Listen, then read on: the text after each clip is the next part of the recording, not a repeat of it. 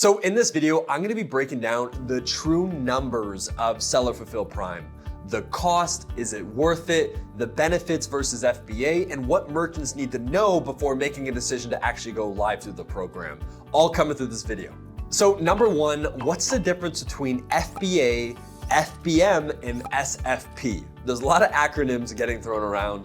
So FBA means Fulfillment by Amazon, which means that Amazon's actually fulfilling the orders. They handle customer service, they handle returns, the whole 9 yards. This is the most predominant, and you maintain the Prime badge.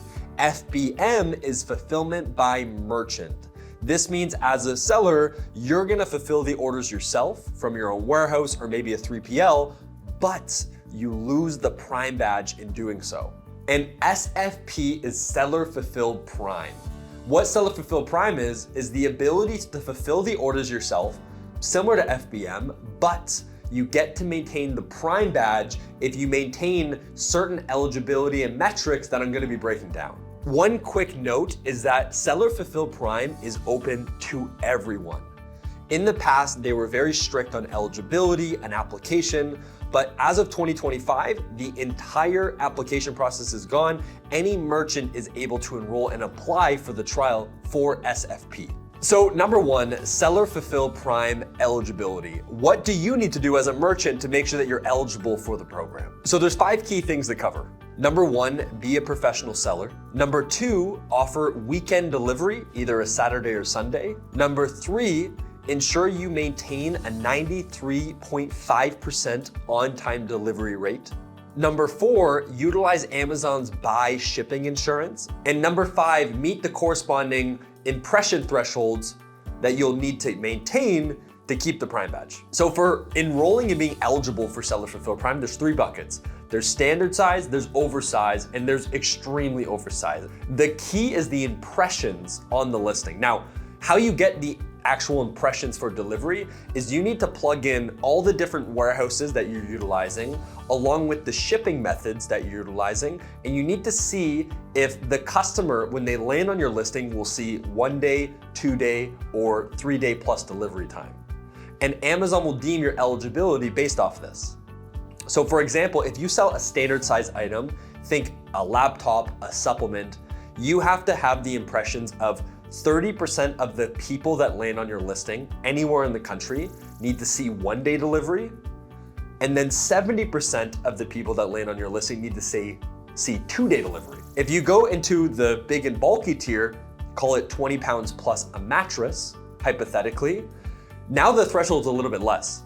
10% need to see the product as 1 day delivery, and then 45% need to be able to see 2 day delivery.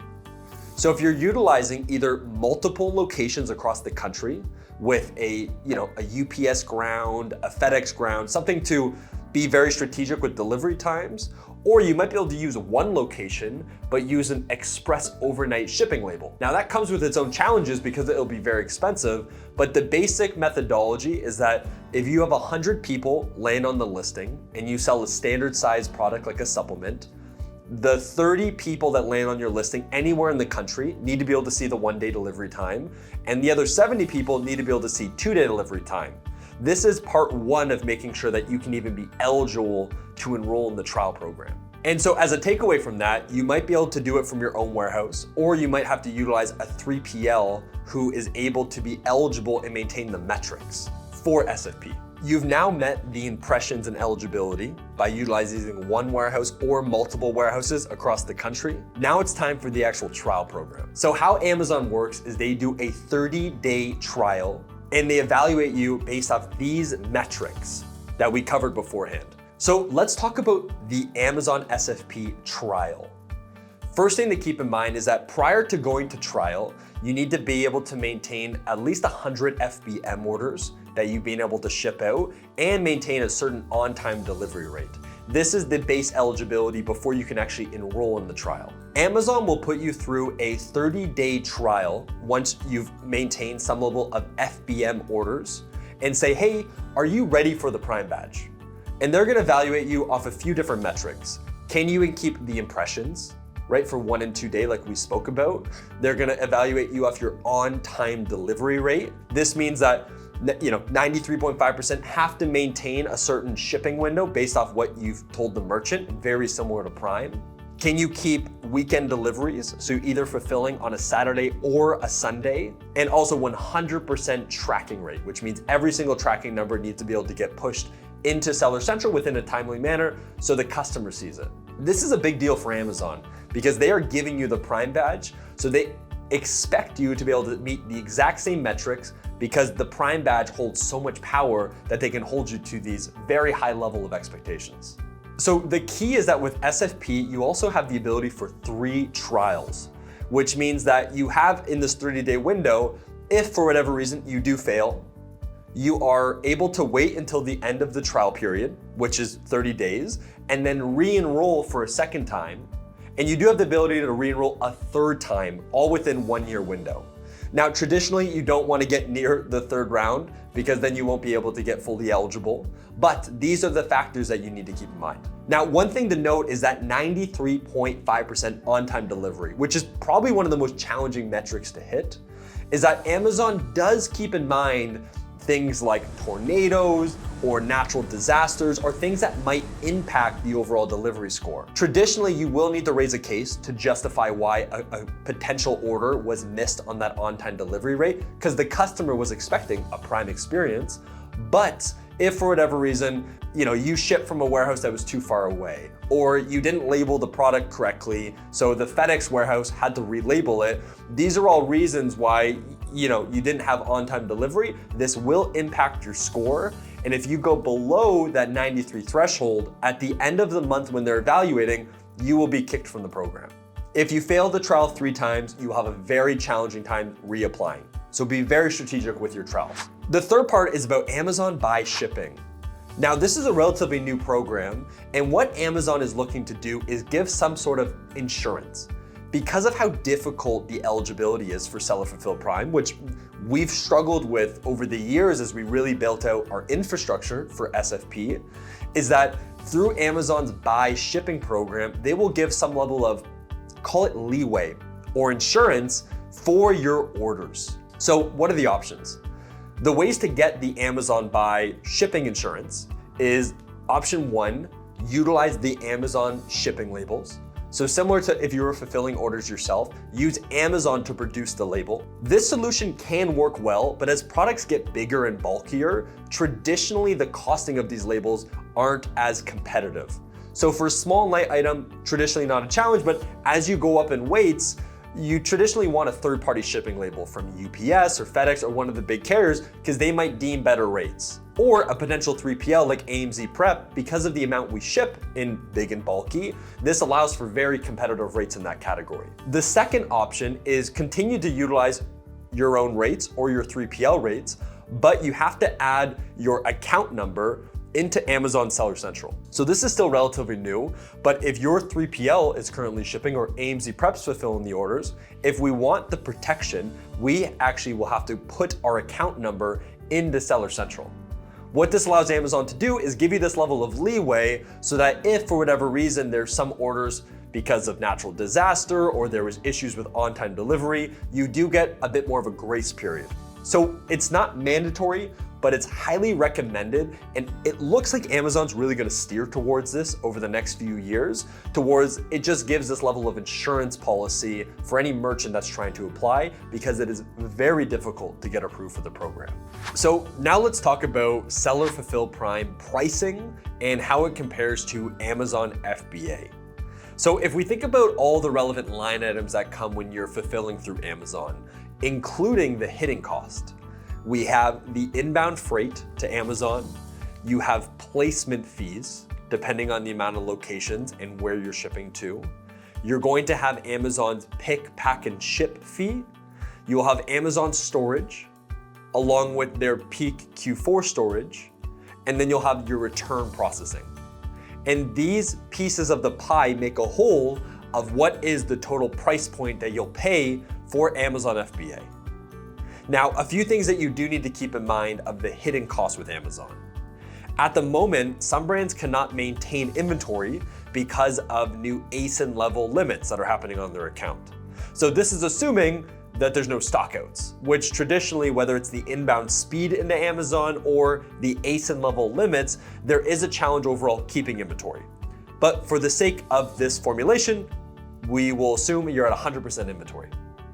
Now, Seller Fulfill Prime is a little bit different because instead you'll be shipping the orders from your own warehouse and you'll be able to utilize your own carrier rates. And fees you won't get charged for is, Q4 seasonal storage, inbound freight, placement fees, the return fees that Amazon processes. All those things go away when you're reviewing Seller Fulfill Prime. Now, historically, where Seller Fulfill Prime pricing becomes more competitive is when you start going into big and bulky.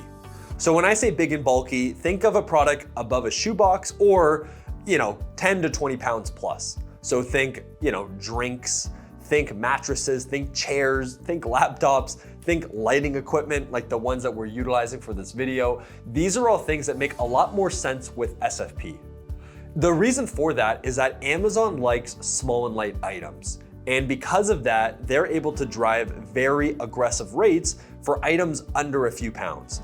Think supplements, think the watch I have on my wrist, think the microphone. These are things that Amazon is very competitive with, and traditionally fulfilling them yourself, even utilizing multiple locations, will still be 30 or 40% more expensive. Now, once we get into the big and bulky, because FedEx, UPS, and also what they're calling new regional carriers, which are new shipping companies coming to the market, Seller Fulfill Prime starts to make a lot more sense from an economics perspective above that 10-pound threshold. So what this means is that, an Amazon order for a mattress, which will show, is on average, say $50. When you're fulfilling the order yourself and utilizing multiple locations across the country, it might be closer to $30. And this just shows you the ability of, because of the big and bulky items, AMZ Prep or another 3PL just get much better rates. On top of that, we're utilizing multiple warehouses across the country, so that allows for more efficient shipping. So traditionally, let's use rule of thumbs. If the item is below a $29 price point or fits inside of a shoebox, Seller Fulfill Prime traditionally won't make sense if you're only optimizing for your dollar amount. And everything after that will start to make financial sense when you're looking at SFP. Now, what I tell a lot of merchants that ask about Seller Fulfill Prime is that if there's a goal outside of cost, now Seller Fulfill Prime begins to make a lot more sense. So for example, Amazon has a FBA meltable program, which means if you ship chocolates, you can't utilize their warehouses for the entirety of May till October. You have to fulfill those orders yourself. Seller Fulfill Prime, while it might not be the most cost-effective if you compare it one-to-one, traditionally the speed, the impact, or maintaining the Prime badge is very, very powerful. On top of that, maybe it's hazmat products, or you have inventory that because of your ASIN level limits or your inventory allowance inside of FBA, you're not allowed to ship into their facility and you can't stay in stock. This for some merchants could be millions of dollars with the out of stock. So while you might pay a little bit more on a premium for fulfillment, the offset of placement fees plus peak storage costs plus the ability to physically sell and stay in stock weighs a lot more than maybe $1 or $2 difference in the overall shipping cost. Last scenario I would give is that maybe a merchant sells apparel and they have 10,000 different SKUs. Amazon during Q4 will highly penalize you for keeping all that storage inside of their warehouse because you just have a lot of ASINs, and because of that, peak storage traditionally quadruples in average. And so because of that, their freight cost during Q4 could be $500,000, $1 million of cost. So fulfilling the orders yourself might make more sense. The overall takeaway of SFP is big and bulky products will always be cheaper when you're fulfilling the orders yourself, assuming you can maintain the Prime eligibility. But when you go into smaller items, traditionally there has to be a secondary motive.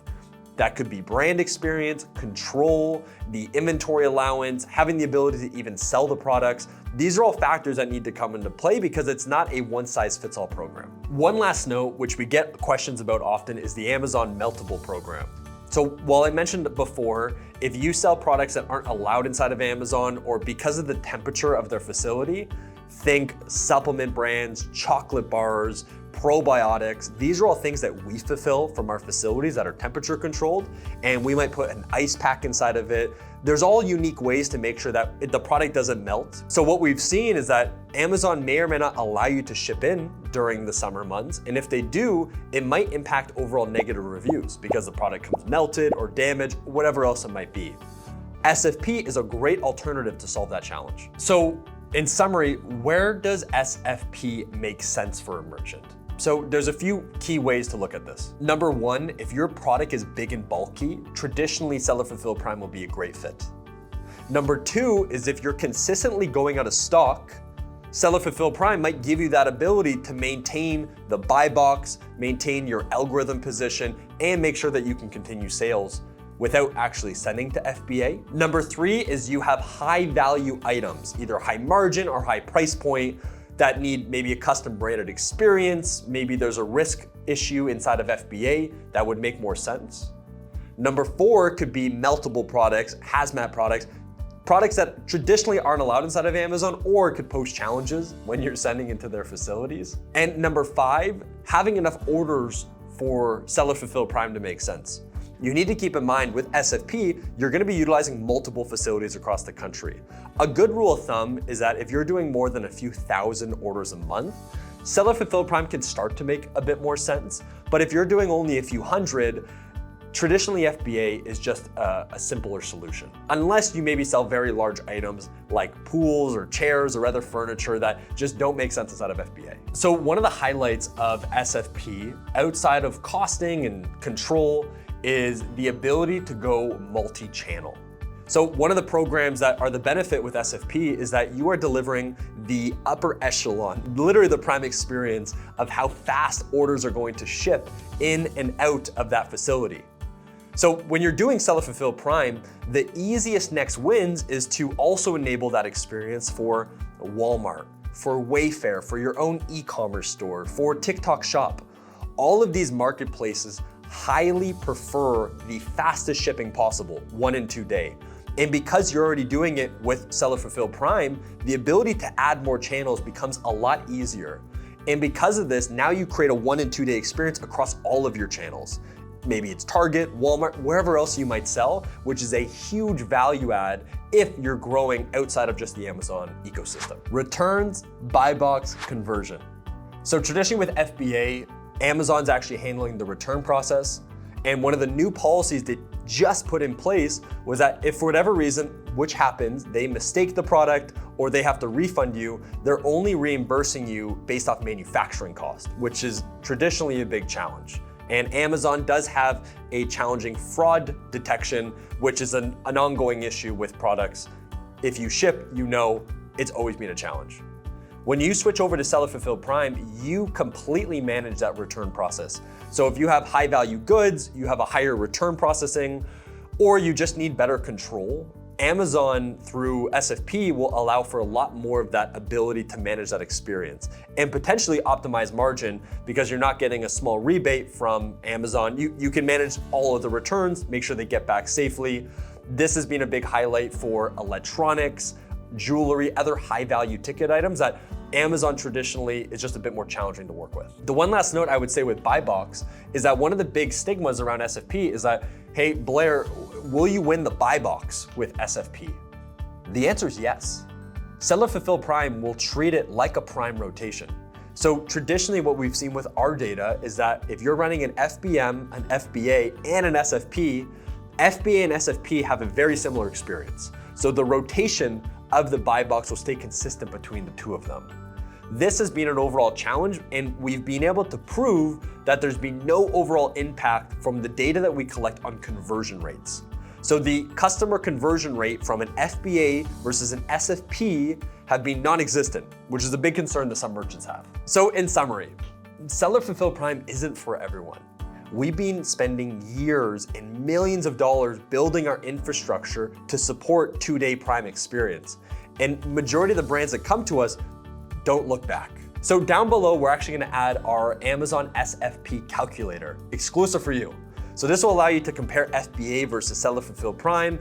Does it make sense for you? And you can make the decision for yourself. SFP can be the most competitive product for you going into next year to maintain eligibility, your buy box, and growing your sales.